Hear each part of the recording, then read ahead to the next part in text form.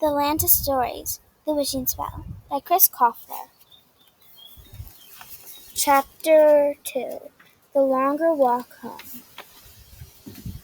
I'm so excited about this lesson, Alex told Connor as they walked home from school. This was something Connor was used to hearing his sister declare, and it was usually his cue to stop listening. Mrs. Peters made a very good point, you know. Alex continued excitedly, speaking a mile a minute.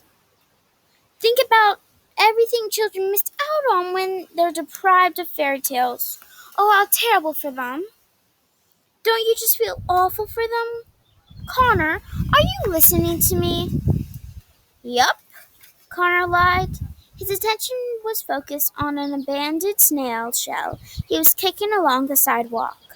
Can you imagine a childhood without knowing all those characters and places? Allison continued.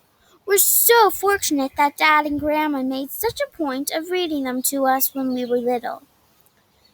Very lucky, Connor nodded, although he wasn't exactly sure what he was agreeing with.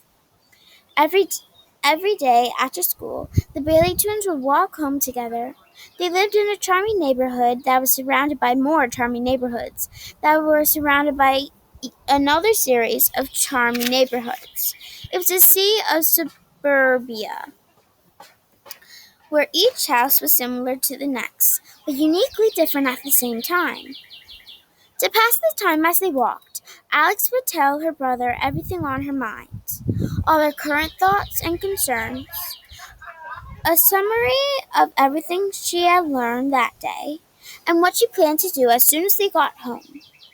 As much as this daily routine annoyed Connor, he knew he was the only person in the world Alex had to talk to. So he tried his best to listen, but listening had never been Connor's forte. How am I ever going to decide which story to write about? It's too difficult to choose, Alex said, clapping her hands with excitement. Which one are you going to write your paper on? Connor said, whipping his head up from looking at the ground. He had to mentally rewind the conversation to remember what the original question was.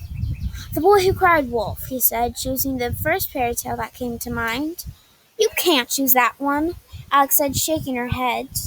That's the most obvious one. You had to select something more challenging to impress Mrs. Peters. You should pick something with a message hidden deeper inside it, one that isn't so on the surface. Connor sighed. It was always easier to just go along with Alex said, instead of arguing with her. But sometimes it was unavoidable. Fine, I'll pick Sleeping Beauty, he decided. Interesting selection, Alex said, intrigued. What do you suppose the moral of that story is? Don't piss off your neighbors, I guess, Connor said. Alex grunted disapprovingly. Be serious, Connor. This is not the moral of Sleeping Beauty, she reprimanded. Sure it is, Connor explained. If the king and queen had just invited the crazy enchantress to their daughter's party in the first place, none of that stuff ever would have happened. They couldn't have stopped it from happening, said Alex. That enchantress was evil and probably would have cursed the baby princess anyway. Sleeping Beauty is about trying to prevent the unpreventable. Her parents tried protecting her and had all the spinning wheels in the kingdom destroyed. She was so sheltered she didn't even know what the danger was. And she still pricked her finger on the first spindle she ever saw.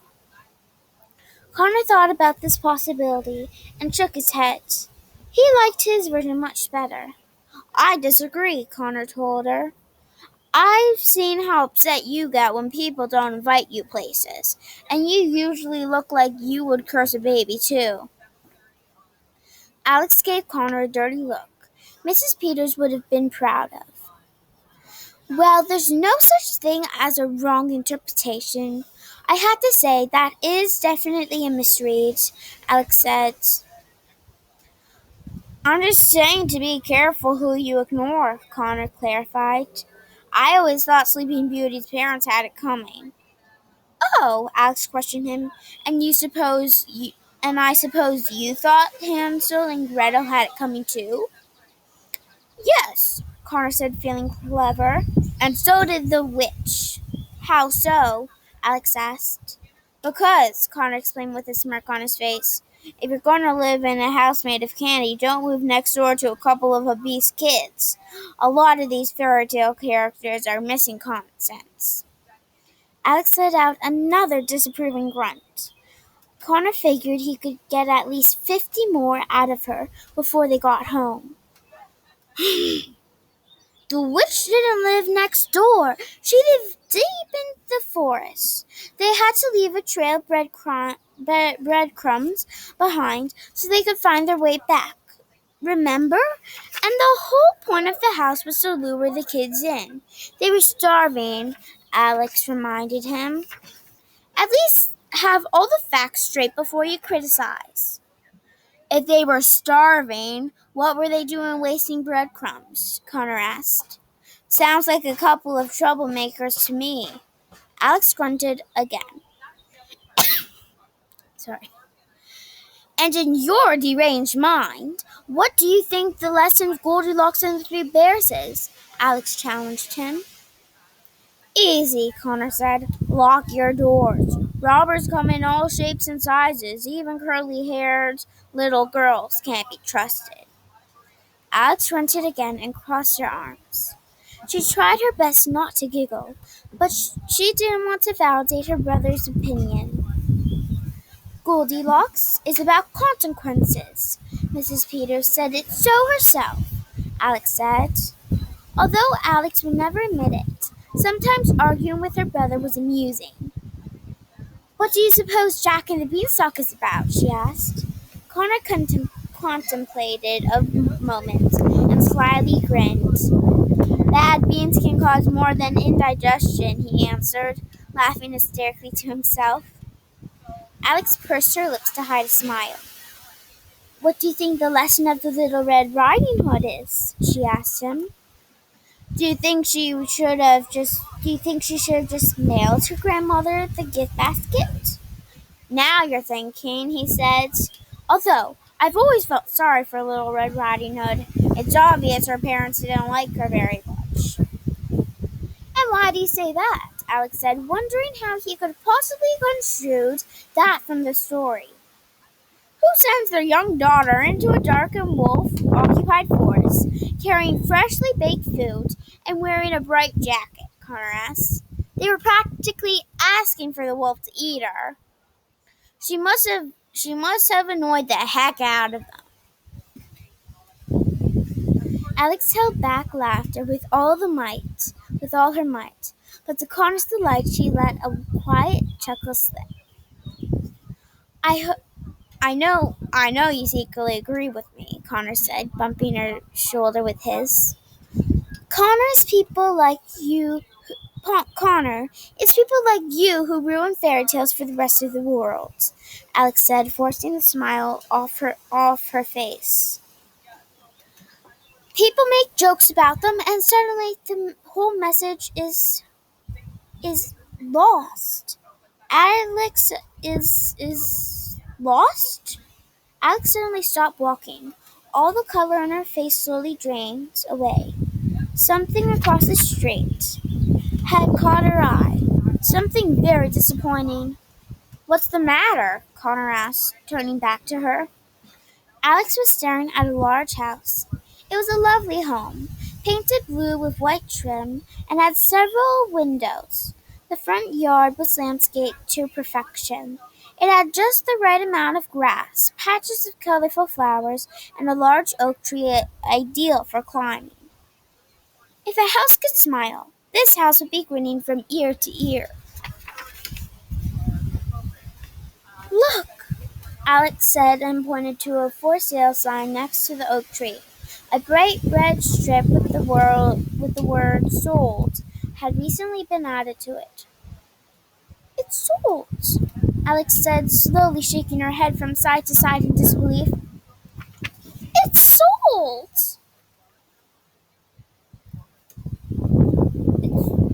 she repeated, not wanting it to be true. The little color in Connor's round face drained too. The twins stared at the house for a moment in silence, each not knowing what to say to the other. We both knew it would happen eventually, Connor said. Then why do I feel so surprised? Alex said softly. I guess it had been for sale for so long I figured it was just, you know, waiting for us.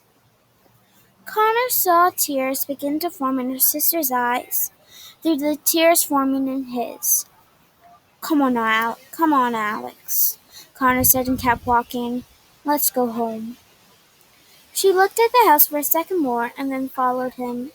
This house was only one thing the Bailey family had recently lost. A year ago, just a few days before their 11th birthday, Alex and Connor's father died in a car accident on his way home from work. Mr. Bailey had owned a bookstore a few streets away named Bailey's Books. But all it had taken was a few small streets for a big accident to happen.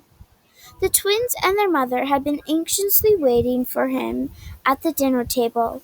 When they got the phone call telling them their father wouldn't be joining them that night, or any night after that.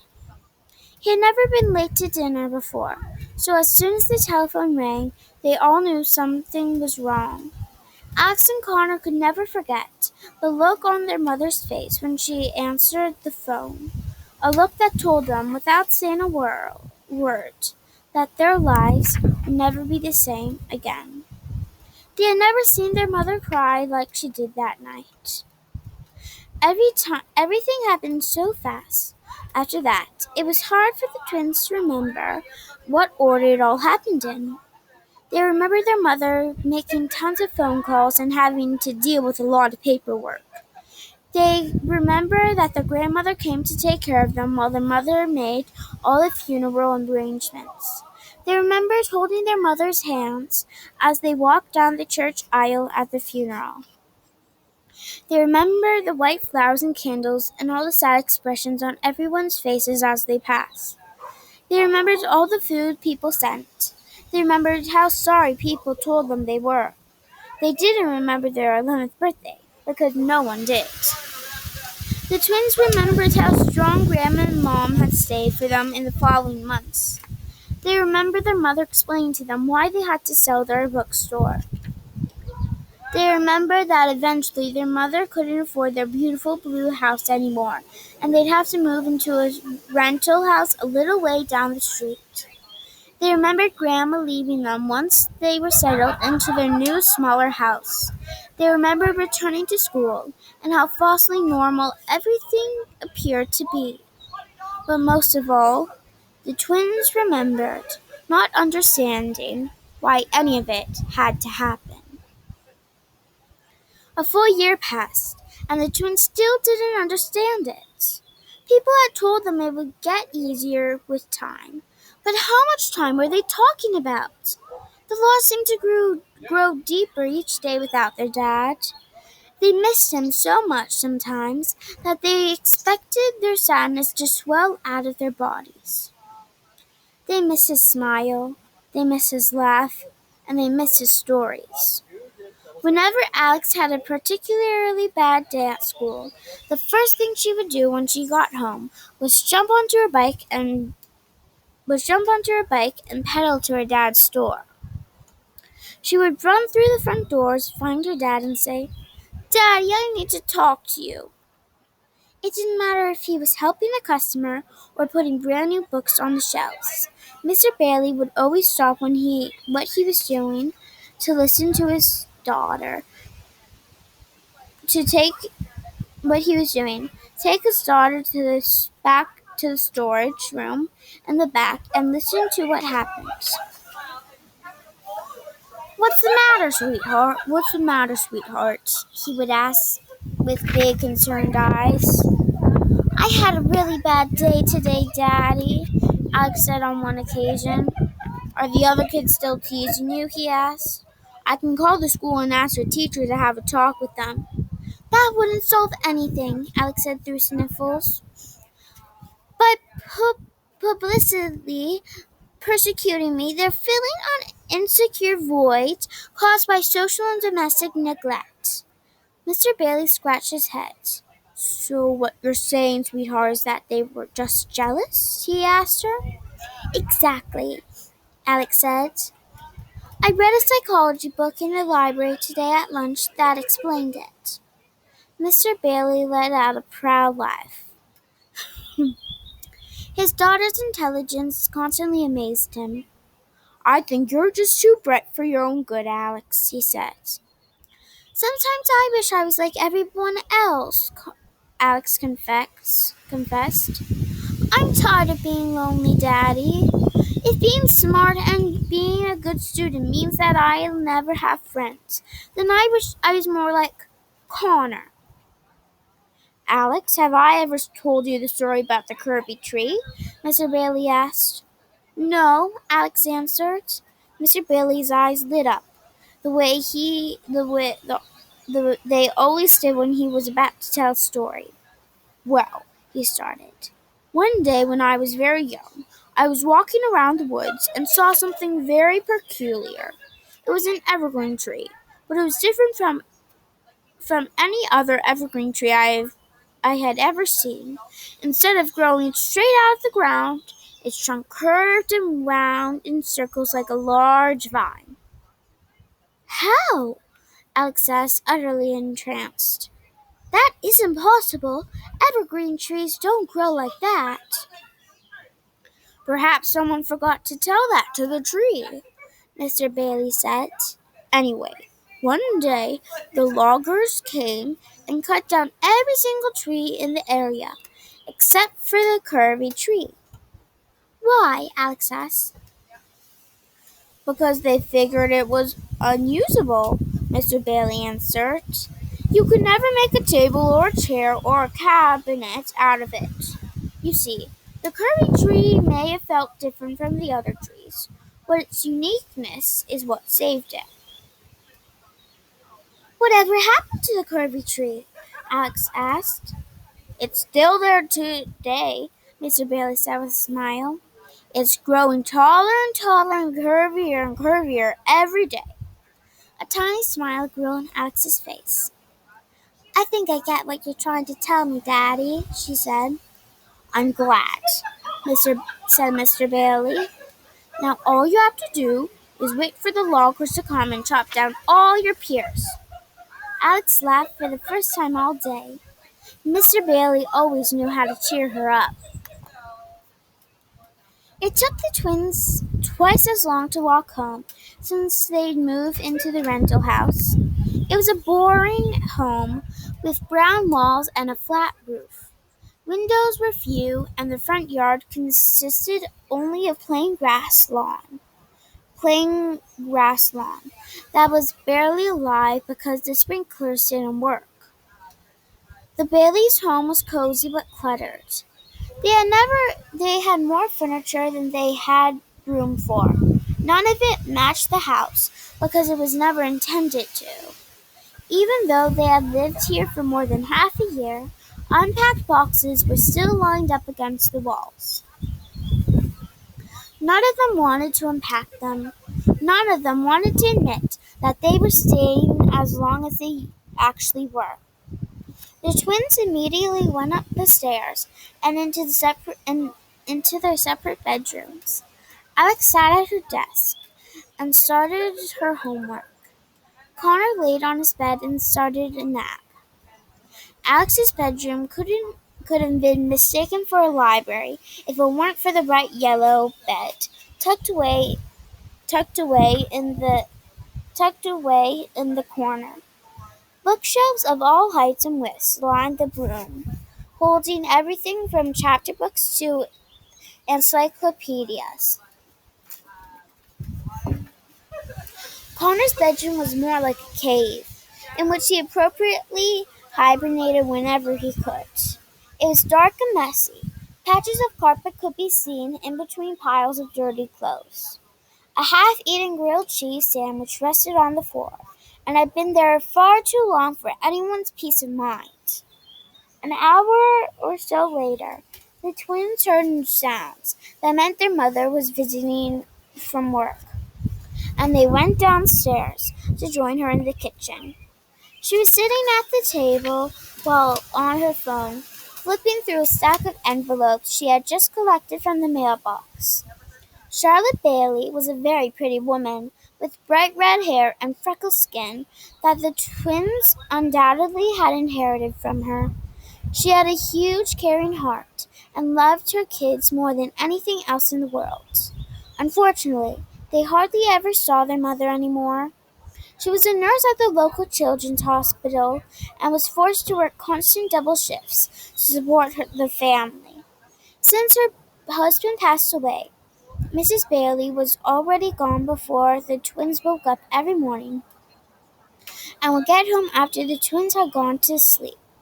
The only time she had with the twins anymore was on the brief lunch and dinner breaks she spent at home. Mrs. Bailey loved her job and loved taking care of children at the hospital, but hated that it took time away from her own. In a way, the twins felt that they had lost both their parents after their dad's death. "Hi guys," Mrs. Bailey said to the twins, covering the receiving end of the phone. "Did you have a good day at school?" Alex nodded positively. Connor gave her an overly enthusiastic thumbs up. Yes, I can work a double this Monday," she said into the phone, speaking with someone from the hospital. "No problem," she lied. Most of the envelopes she was looking through had bright red warning stickers saying final notice or payment due. Even working the hours she worked, Mrs. Bailey had to get creative with money sometimes. She put the envelopes face down on the table, hiding them from the twins. "Thank you," Mrs. Bailey said into the phone and clicked it off. She turned to her children. "How are you guys?" "Good. Good," they both said passively. Mrs. Bailey's mom tuition turned on. She knew something was troubling them. "What's the matter?" she asked, studying their faces. "You seem a little down." Alex and Connor looked to each other, unsure of what to say. Did their mother know about their old house? Should they tell her? "Come on," their mother said. "What is it? You can tell me anything." "We aren't upset," Connor said. "We knew it was going to happen eventually." "What?" Mrs. Bailey asked. "The house sold," Alex said. "We saw it today on our way home from school." There was a moment before anyone said anything. This wasn't news to Mrs. Bailey, but the twins could tell she was just as disappointed about it as they were, and had hoped they wouldn't notice. "Oh, that," Mrs. Bailey said, brushing it off. "Yes, I know. You shouldn't be sad about it, though. We'll find a bigger and better house as soon as we catch up on things here." And that was that. Mrs. Bailey wasn't a good liar, and neither were the twins. Still, Alex and Connor always smiled and nodded along with her. "What did you learn in school today?" their mother asked. "So much," Alex proclaimed with a huge smile. "Not much," Connor mumbled with a scowl. "That's because you fell asleep in class again," Alex tattled. Connor gave Alex a dirty look. "Oh, Connor, not again," Mrs. Bailey said, shaking her head. "What are we going to do with you?" "It's not my fault," Connor said. "Mrs. Peters' lessons put me to sleep. It just happens. It's like my brain switches off or something. Sometimes even my old rubber band trick doesn't work."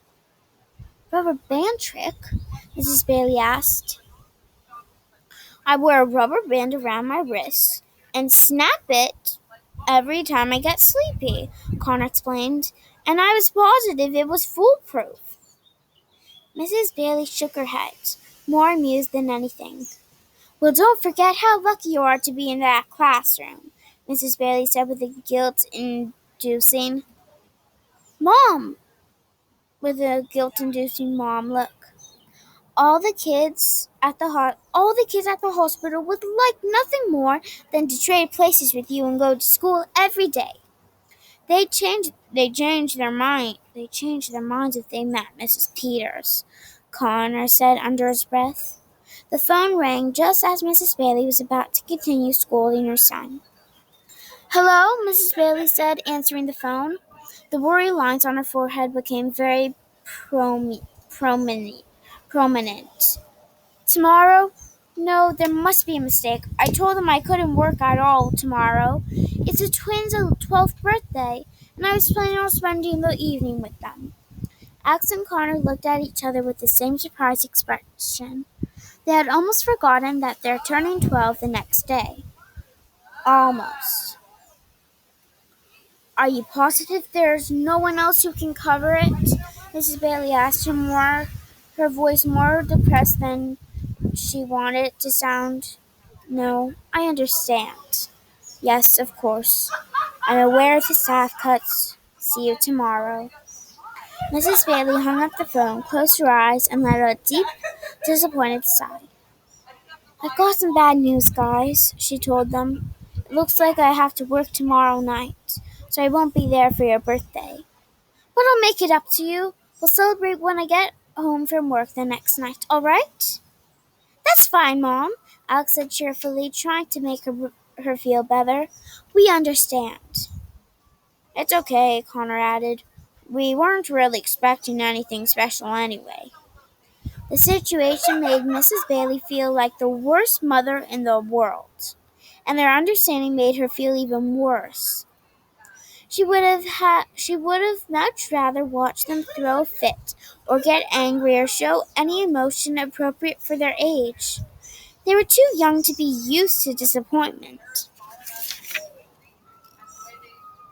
Oh, Mrs. Bailey said, fighting back the sadness inside her. Great, then we'll have dinner and get a cake and have a nice night. Now I'm just going to go upstairs for a minute before I head back to work. She left the kitchen and hurried up the stairs into her bedroom. The twins waited a beat before climbing up the stairs to check on her. They peered into their mother's bedroom. She was sitting on her bed crying, with rolled up balls of tissue in both her hands, talking to a framed photo of her late husband. Oh, John, Mrs. Bailey said. I try to stay strong and keep our family going, but it's really hard to do without you. They're such good kids, they don't deserve this. She quickly dried her tears when she felt the twins watching her. Alex and Connor slowly walked into her room and sat on either side of her. I'm sorry for everything, Mrs. Bailey said to them. It just isn't fair that you have to go through all of this at such a young age. It's going to be okay, Mom, Alex said. We don't need anything special for our birthday. Birthdays are overrated anyway, Connor added. We know things are tight right now. Mrs. Bailey put her arms around them. When did you two become so grown up? She asked them with watering eyes. I'm the luckiest mom in the world. All their eyes fell onto the photo of Mr. Bailey. You know what your dad would say if he were here? Mrs. Bailey asked the twins. He'd say right now we're living an ugly chapter of our lives, but books always get better. The twins smiled at her, hoping this was true.